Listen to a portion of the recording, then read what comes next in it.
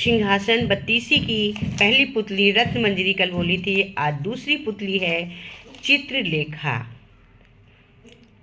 कहते हैं अगले ही दिन जब राजा भोज ने पुनः सिंहासन पर बैठने का निश्चय किया, जब रत्नमंजरी ने ऐसा बोला कि तो सिंहासन पर बैठो, मैं तो चली। जब रत्नमंजरी आकाश में जाकर विलीन हो गई रत्नमंजरी आकाश में जाकर विलीन हो गई, तब दूसरी पुतली चित्रलेखा बोली। चित्रलेखा क्या बोली?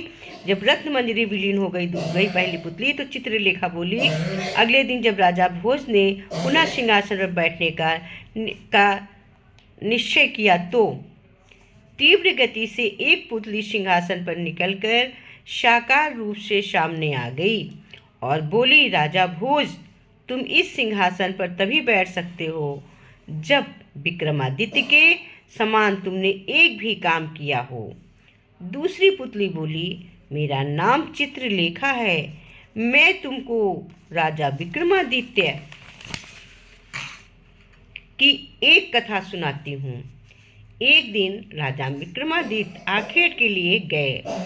वहाँ एक योगी को देखकर राजा विक्रमादित्य ने सोचा कि मुझे भी योग साधना करनी चाहिए।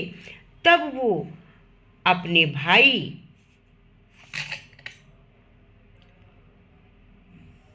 भर्तहरि का राज तिलक कर तथा खुद सन्यासी बनकर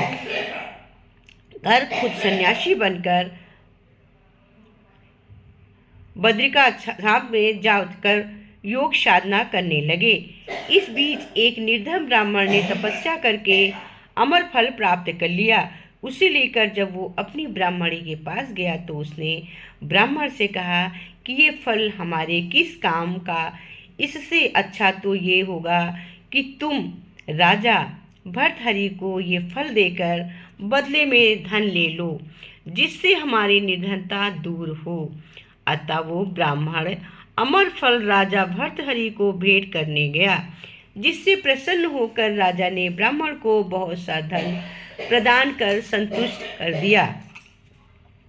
राजा भर्तहरि अपनी रानी को बहुत प्रेम करते थे, अतः उन्होंने रानी को वो फल खाने के लिए दे दिया। रानी की मित्रता कोतवाल से थी, उसने अमर फल खुद खाने की बजाय कोतवाल को दे दिया।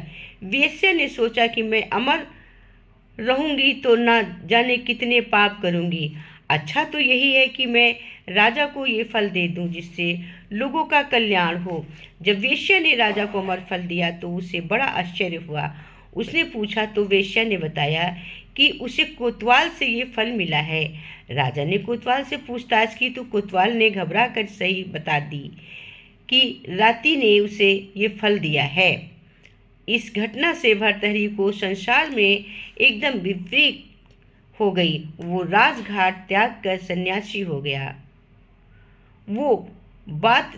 ये बात जब राजा इंद्र को मालूम हुई, सब देवताओं ने विचार विमर्श करके उन्होंने वहाँ एक देव को रखवाली करने भेज दिया, ताकि राज्य में अवस्था न फैले। कई वर्ष तक तपस्या के बाद राजा विक्रम के मन में आया कि एक बार अपने राज्य में वापस जाकर अपनी प्रजा का हाल तो देखें। रात को उसने नगर में प्रवेश किया। अचानक अगिया बैताल ने उसे रोक लिया और पूछा, तू कौन है? विक्रम बोला, मैं विक्रमादित्य हूँ। बैताल बोला, अगर तू राजा विक्रमादित्य है तो आ लड़, मुझे परास्त कर। हे राजा भोज। इस प्रकार राजा विक्रमादित्य ने अगिया बैताल की चुनौती स्वीकार की और युद्ध करने लगा। थोड़ी देर में राजा विक्रमादित्य ने अपने अपूर्व पराक्रम का प्रदर्शन कर अगिया बैताल को परास्त कर दिया। अगिया बैताल पराजय स्वीकार कर बोला, मान गया, तुम्ही मार कर राजकाज करने के योजना में लगा हो। विक्रम ने कहा, वो योगी ही कहाँ? बैताल बोला, गंधमोदन पर्वत के नीचे। राजा विक्रम गंधमोदन की ओर चल पड़ा। वहाँ एक योगी तपीय स्थल का। विक्रम को वो पहचान न सका। राजा विक्रम उसका चेला बन गया।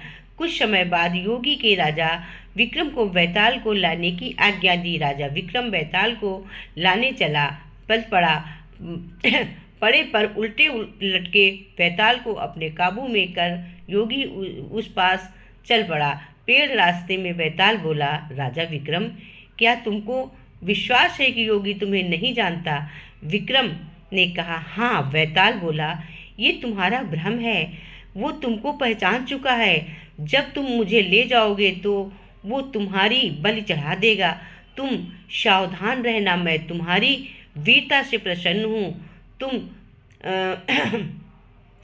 मेरी बात मानो।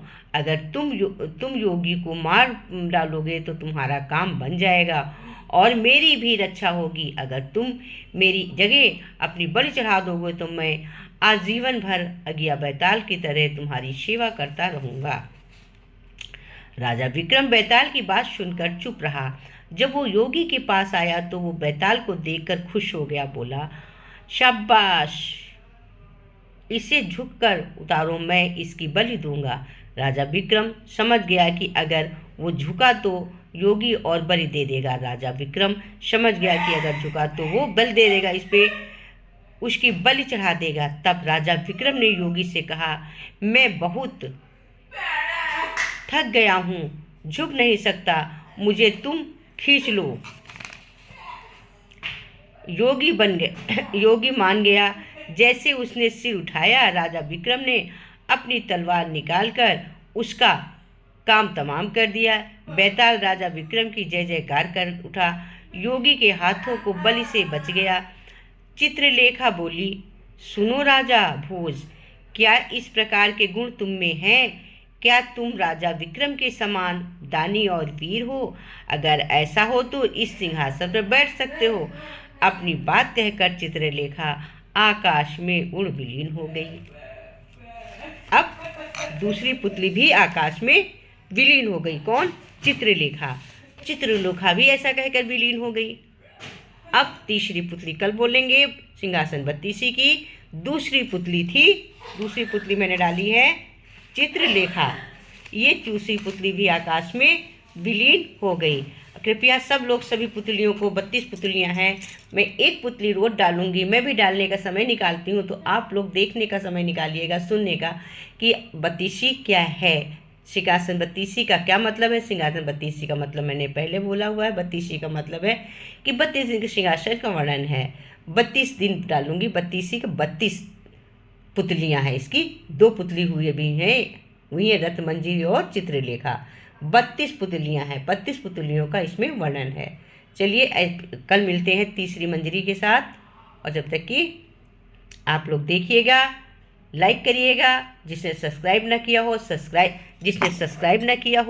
सब्सक्राइब करिएगा, और उसके बाद में शेयर करिएगा।